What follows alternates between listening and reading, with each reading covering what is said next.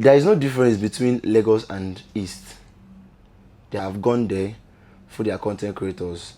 The only difference is that they are way popular than us.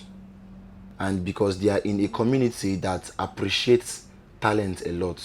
Oh, we hear game time. Oh, we could be we keep walk now. If we make fish pie.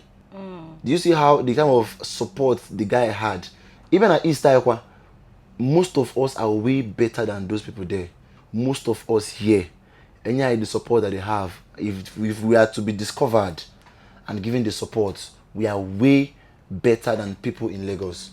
They have gone their capacity. There is nothing bad up in our Eastern where our own Tunde North.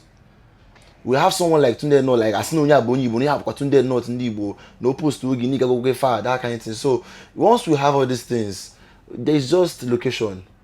They will even fly down to here to come and create with us.